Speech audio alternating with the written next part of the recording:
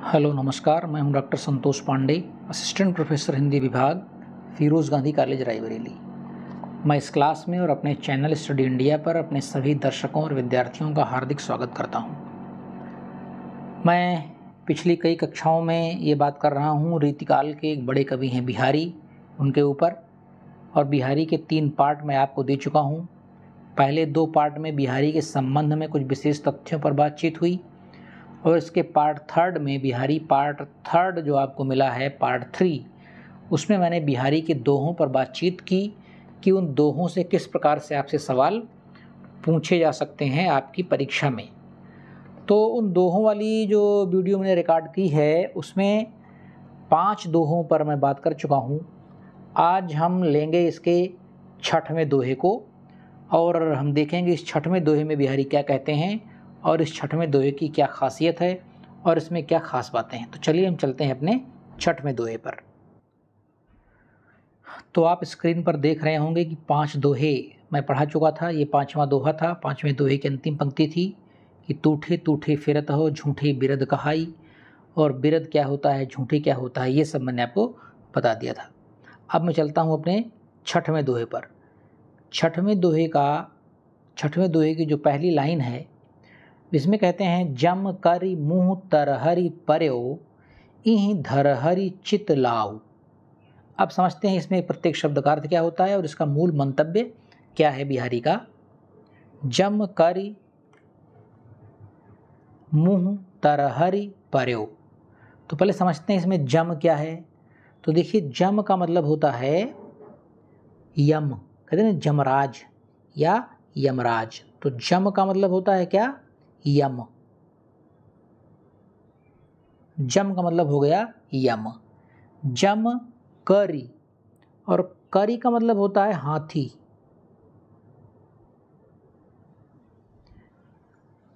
जम का मतलब होता है यम और करी का मतलब होता है हाथी। मुंह मतलब मुंह आप जानते ही हैं, और तरहरी का मतलब होता है नीचे।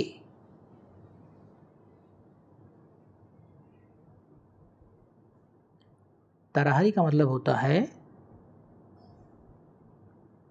नीचे। पर्यो मतलब पड़े हुए हैं। यही धरहरि चित लाऊ, इसमें जो धा है वो शायद घा हो सकता है, क्योंकि धरहरि से इसका अर्थ निकल नहीं रहा है।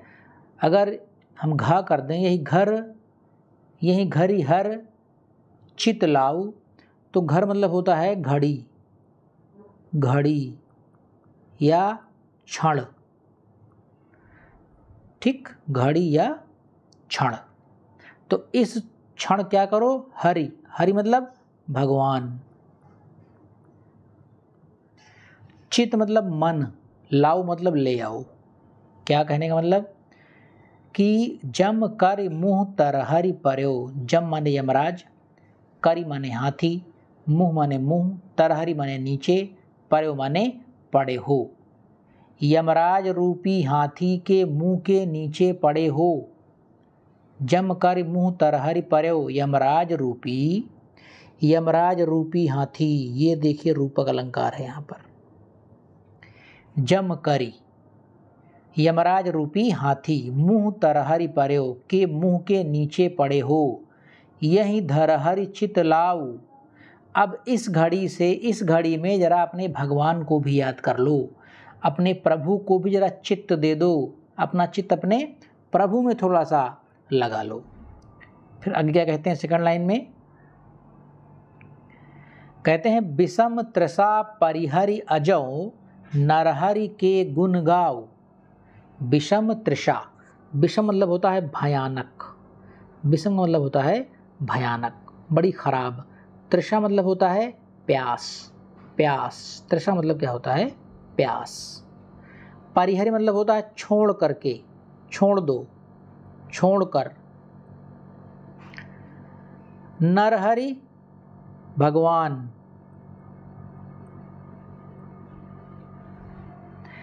कह रहे हैं बिहारी कि इस भयंकर प्यास को, इस भयानक प्यास को, प्यास का है कि मोह की, माया की, घर, घोड़ा, गाड़ी, बंगला, ये वो दुनिया भर की जो ताम झाम है, इसको कहा जा रहा है विषम तृषा। ये सब बड़ी भयानक प्यास है, ये कभी मिटती नहीं है। आदमी इस प्यास को बुझाने के लिए अपनी जान न्यौछावर कर देता है, मर जाता है, कट जाता है, न जाने क्या करता है। तो भैया ये सब छोड़ दो, कह रहा है ये सब छोड़ो, विषम तृषा को क्या कर दो, परिहरी कर दो, छोड़ दो। अजो मतलब तुरंत, नरहरि के गुण गाओ, और भगवान के तुम गुण गाओ, ये कह रहे हैं बिहारी। अब इसमें रूपक अलंकार है, शानदार रूपक अलंकार है। देखिए कहाँ पर, यहाँ पर, जम करी यमराज रूपी हाथी, तो इसमें रूपक अलंकार है। और इसमें पूछा जा सकता है कि हाथी का रूपक किससे दिया गया है, यमराज से। यमराज का रूपक किससे दिया गया है, हाथी से। ठीक है, तो इस तरह से इस दोहे को आपसे पूछा जा सकता है। चलिए हम चलते हैं 7वें दोहे पर। 7वां दोहा क्या कहता है, जगत जनायो जेहि सकल सो हरि जान्यो नाही, ज्यों आँखिन सब देखिए आँखिन देखी जाई। जगत माने संसार, जगत माने संसार। जनायो पहचानवा दिया, जनवा दिया, जान पहचान करवा दी। जनायो मतलब जान पहचान करवा दी, जनवा दिया क्या, जगत को। जिसने, जिह मतलब जिसने, सकल मतलब पूरा का पूरा, जिसने तुमको इस पूरे के पूरे जगत से परिचित करवाया। वरना तुम तो पहले यहाँ थे ही नहीं, तुमको पहले माँ के गर्भ में लाया गया, फिर तुम बाहर आए तो तुम कुछ नहीं जानते थे, लेकिन धीरे धीरे धीरे धीरे सब कुछ तुम जानने लगे। तो जगत जनायो जेहि सकल, किसने जनाया, हरि ने जनाया। तुमको ये नॉलेज किसने दी, ऊपर वाले ने दी। तुमको इस ब्रह्मांड ने पैदा किसने किया, ऊपर वाले ने पैदा किया। सो हरि जाने नहीं, पूरी दुनिया को तुमने जान लिया, उसी हरि को नहीं जान पाए, इसको नहीं जान पाए तुम। जगत जनायो जेहि सकल सो हरि जान्यो नाही।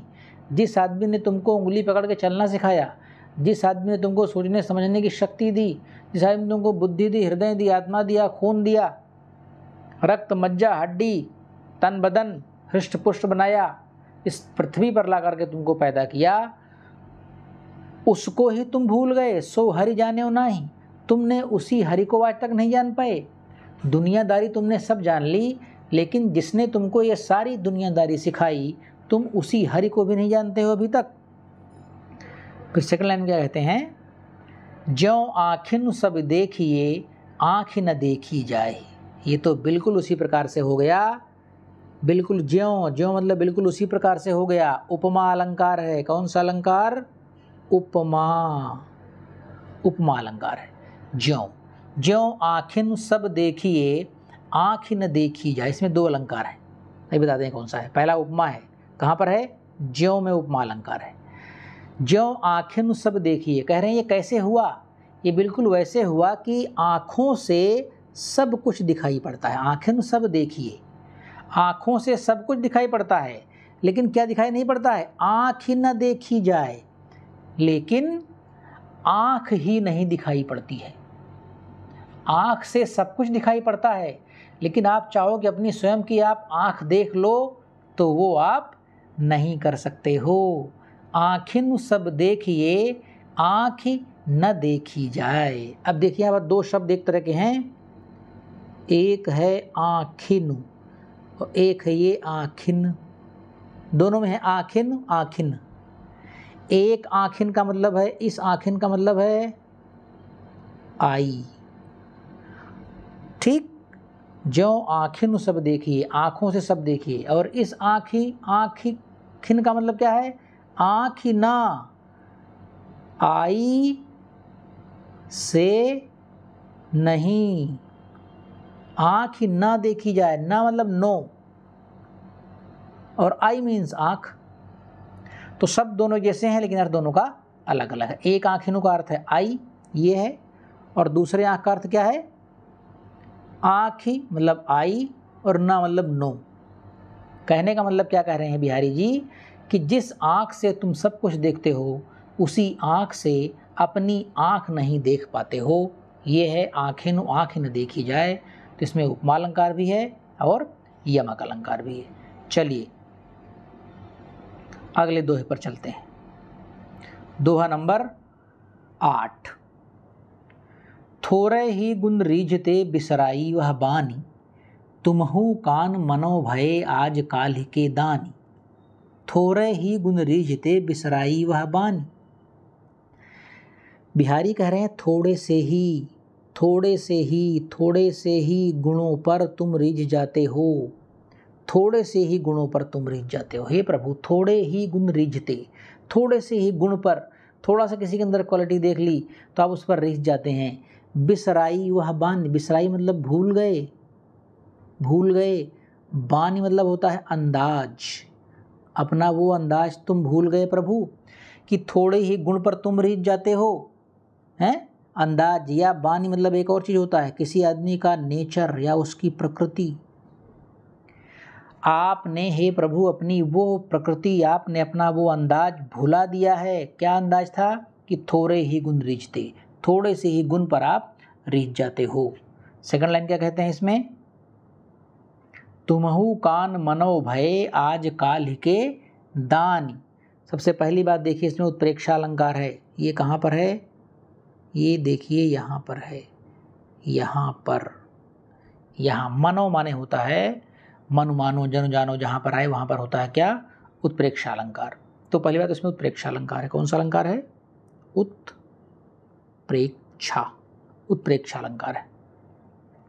अर्थ देखते हैं क्या है। तुम हो मतलब तुम, कान मतलब कन्हैया, मनो भये आज काल के दानी, तुम तो आज कल के दानियों की तरह होते चले जा रहे हो। तुम तो आज कल के दानियों की तरह होते चले जा रहे हो। क्यों? इसलिए कि थोड़े ही गुण रूझते बिसराई वह बानी। थोड़े से ही गुणों पर रीझ जाते हो, तुमने वो प्रकृति अपनी भुला दी। अब तुमको क्या चाहिए? कोई बहुत बड़ा गुण वाला चाहिए।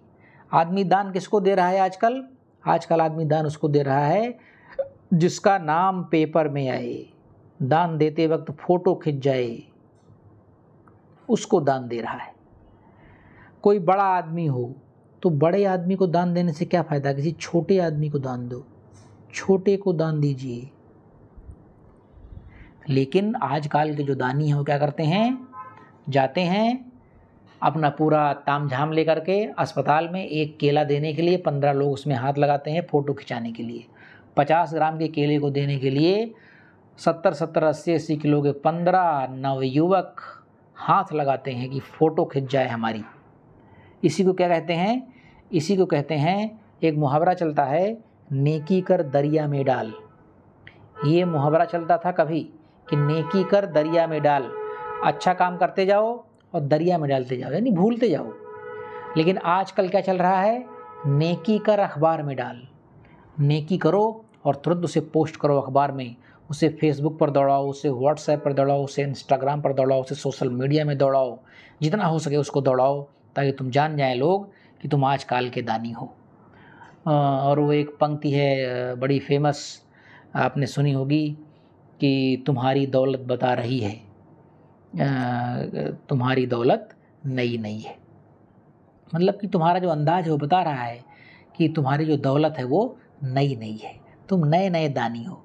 तो हे प्रभु, ऐसा मत करो, थोड़े से ही गुण पर रीझ जाओ। किसी के अंदर जरा सा भी गुण है तो उस पर आप रीझ जाओ। चलिए अब लेते हैं हम दोहा नंबर 9।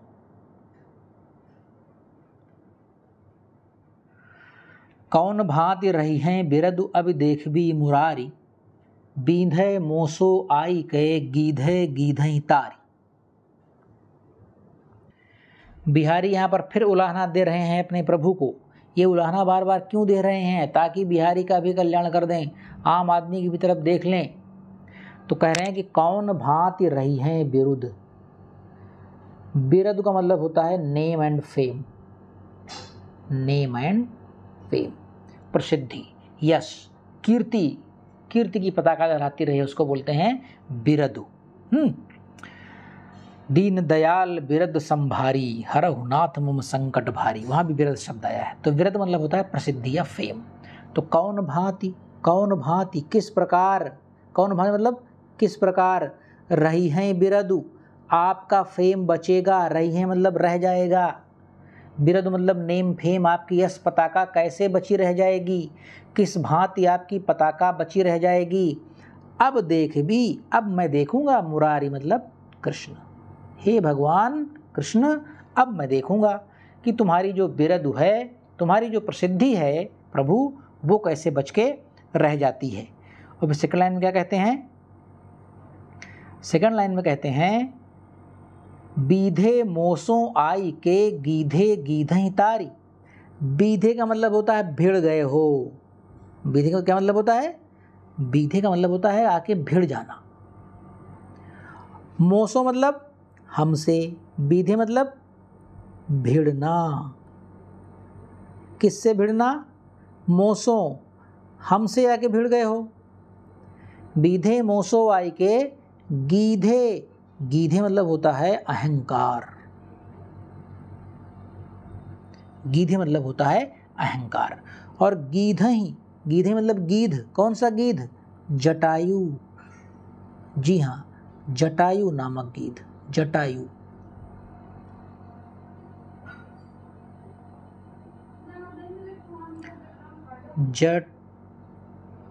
जटायु, जटायु नामक गीध। कह रहे हैं कि बीधे मोसो आई के गीधे गीधई तारी, अहंकार में आ गए हो प्रभु तुम, किसको, गीधई को तार करके, जटायु को तुमने उद्धार क्या किया, बड़े अहंकार में आ गए और हमसे आकर के भिड़ गए हो, हैं कि तुम कैसी बात करते हो, मैं तो बड़े बड़े को तार देता हूँ। ये कह रहे हैं यहाँ पर बिहारी की बीधे मोसो आई के गीधे गीधई तारी। यहाँ पर जो गीधई शब्द किसके लिए आया है, जटायु के लिए आया है, ये बहुत ध्यान समझिएगा। गीधे मतलब होता है अहंकार, बीधे मतलब होता है भिड़ना, हमसे आकर के तुम भिड़ गए हो, क्योंकि ये बता रहे हो अहंकार में आ गया है आपको कि आपने जटायु को तार दिया है, तो ये कह रहे हैं बिहारी। चलिए फिर हम लेते हैं दोहा नंबर 10। सोहत ओढ़े पीतपट श्याम सलोनी गात, मनहु नील मणि शैल पर आतप पर्यो प्रभात। सोहत मतलब होता है शोभायमान हो रहे हैं, शोभायमान हो रहे हैं, ओढ़े मतलब ओढ़े हुए हैं, पीत मतलब पीला, पीला, पट मतलब होता है दुपट्टा, श्याम मतलब कृष्ण, श्याम मतलब कृष्ण, सलोने मतलब होता है सुंदर, और गात का मतलब होता है शरीर। सोहत ओढ़े पीतपट श्याम सलोने गात, यानी भगवान कृष्ण जो है वो पीले रंग का एक चद्दर या पीले रंग का एक दुपट्टा अपने सुंदर सलोने शरीर पर ओढ़े हुए हैं और बहुत खूबसूरत लग रहे हैं, बड़े अच्छे लग रहे हैं।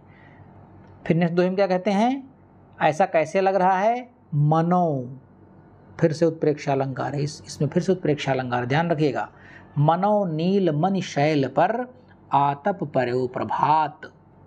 नील मणि, नीले मणि का, शैल माने पर्वत, नीले मणि का पर्वत, आतप मतलब होता है धूप, आतप का मतलब होता है धूप, आतप पर्यो प्रभात, और प्रभात मतलब होता है सवेरा। सवेरे सवेरे की धूप आकर के पड़ रही है कहाँ, नीलमणि पर्वत पर। भगवान कृष्ण पीले रंग का जो दुपट्टा ओढ़े हुए हैं अपने सांवले शरीर पर, वो कैसा लग रहा है, मानो कि सांवले रंग का जो शरीर है उसकी उत्प्रेक्षा की जा रही किससे, नीलमणि शैल से, कि एक बहुत बड़े पर्वत का शिखर है, पर्वत है जो नीले रंग का है, उस नीले रंग के पर्वत पर सुबह की जो लाइट येलो कलर की जो रेज होती हैं, किरणें होती हैं या धूप होती है, वो आकर के पड़ रही है। तो जो पीले रंग का दुपट्टा ओढ़े हुए हैं वो किरणों की धूप है, और भगवान कृष्ण का जो सांवला शरीर है वो क्या है, नीलमणि शैल है। इस प्रकार से यहाँ पर उत्प्रेक्षा अलंकार हो गया। चलिए अब एक अंतिम दोहा लेते हैं, दोहा नंबर 11।